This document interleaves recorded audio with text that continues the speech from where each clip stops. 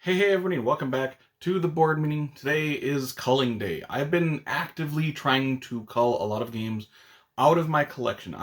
I've got a collection of about 700 some games, and I'm slowly trying to cull a lot of them out. If I'm not playing those games, I'm trying to consciously sort of cull them out of my collection so that they're not just sitting there. Get them into the hands of people that are actually going to be playing them and going to enjoying them and freeing up some space for myself. I mean, there's only 365 days in the year, so I mean, you can only play so many games. So if they're not getting played, they probably should be getting the boot out of this collection. But today I'm talking about 10 games, and why I'm making this video is because I think these are actually 10 good games, but they just aren't getting played, so they got to take a hike pretty much for me. And yeah, so I mean, I just did a video where I called 80 some games. There was a few games that I thought were good games on here. All of these games that I'm calling today, I think, are pretty good games. They're pretty solid games. So let's just jump into these, and we're starting with a game that I purchased last year, and this was my Grail game, and I played it quite a few times when I first got it. This is Star Wars. Oh, Star Wars Epic Duels. And why this was my Grail game is because Unmatched, one of my all-time favorite games, is actually based on this design by Eric Lang. And it is simply where you have some fighters and you're battling each other. This one is obviously Star Wars related for the IP, and you're just battling each other, playing out cards to do certain actions to battle each other and trying to basically kill off the other characters. I like Unmatched a lot more than that, even though I think it is a good game, especially for an older game. But I mean, after I played it a few times, I'm like, obviously Unmatched is the superior game to this one. I like that one a lot more. And the only reason I was keeping that one around is because I looked at it and it was like, oh yeah, I have that game in my collection. But then, I'm thinking about it, I'm like, I never really want to play it again. I'd much rather just play Unmatched. And this game is worth like $100 some. So do I want just a game that's worth $100 some just sitting there?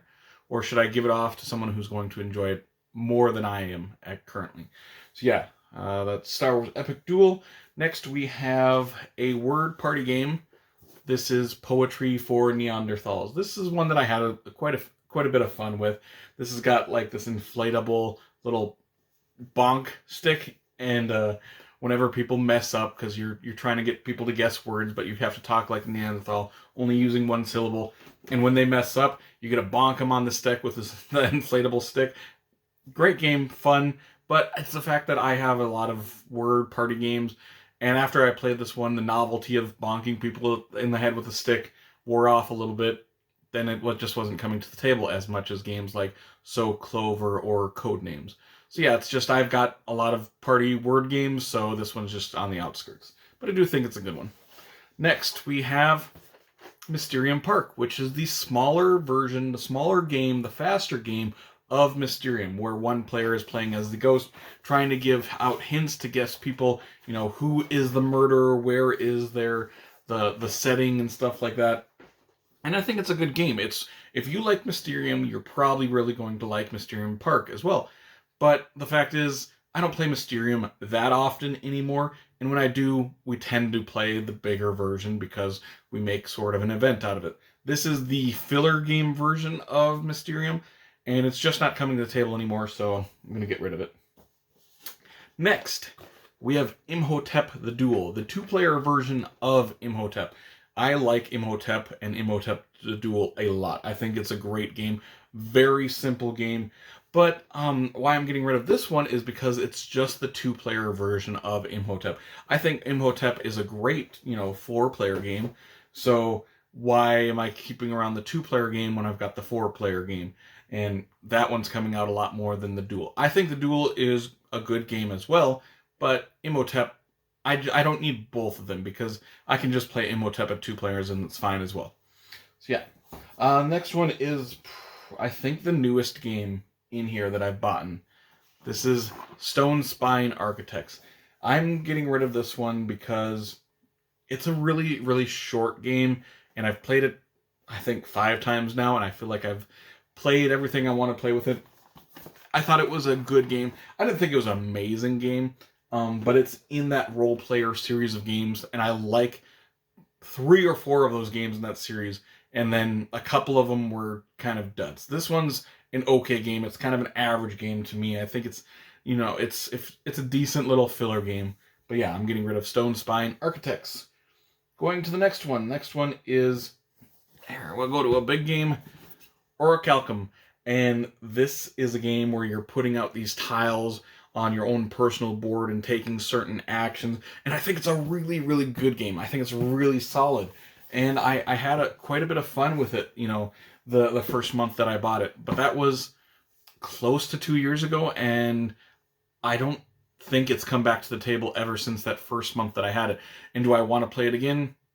Maybe, kind of, but I there's not an urge to do so. I would absolutely play it again if someone else brought it, but if I brought it to game night, I would have to go relook at the rule book and stuff because it's been so long. I would say it wouldn't take long to relearn it because it was a pretty friendly family weight style game and pretty simple self-explanatory actions in the game. It's a good game, but it's just not coming back to the table. Next, we have a Kickstarter game that I backed, Empire's End. This is by John D. Clare. This is Space meets No Thanks. The reason why I'm getting rid of it is because I'd much rather play Space than this game. This has got some interesting ideas in it, and I played it a few times when I got it, and I enjoyed it. But the fact is, it's similar to Space, but I'd rather play Space, and it's like No Thanks, but I might rather actually play No Thanks just because No Thanks is so simple and easy to get to the table. But, I mean, it does have some interesting ideas in this one, and it's a good, solid game, for sure. So that's Empire's End.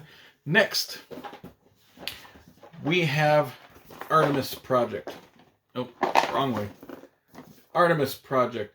And this is a dice worker placement game, and I love the cover of this, by the way. But this is one that I thought was a pretty solid game, a pretty solid dice working placement game, and I like dice worker placement games.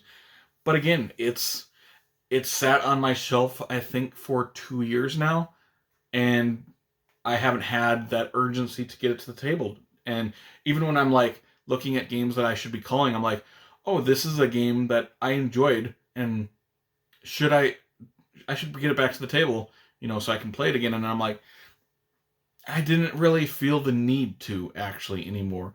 But I mean, maybe I'll sell it to one of my friends, and then they'll bring it to game night so I can play it again. But you know how that goes. Next, we have the Manhattan Project, and this is one that's really sad for me to get rid of. I've had this game for quite a long time, and it is a worker placement game, but the workers in this one are different types of workers, and they can specialize in doing different actions. Fun game. But again, I don't think I've played this in 3 years. And so it was just sitting on my shelf for sentimental value. I think it's a really solid game. It was one of the games that I got when I was first getting into the hobby of board gaming. This was one of my first worker placement games, one of my first 10 that I probably played, and I'm like, this is a really good game. I still enjoy any game that has different specialized workers like this. But yeah, it just hasn't been coming to the table, so maybe I'll hand it off to someone else and they'll enjoy it, because I did play it a lot when I first got it.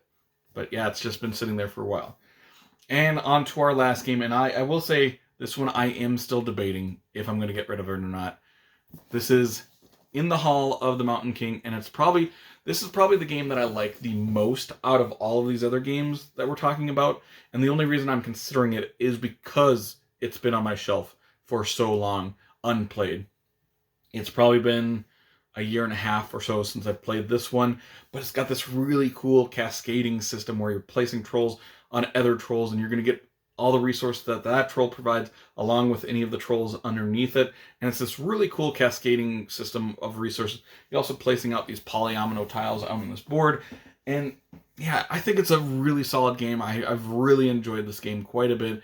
But the fact is, I just haven't been bringing it to the table. So do I need it in my collection? This is the one that I'm debating. I'm going back and forth. Maybe you can help me in the comments down below if I should get rid of this game or not, or convince me to, or convince me not to.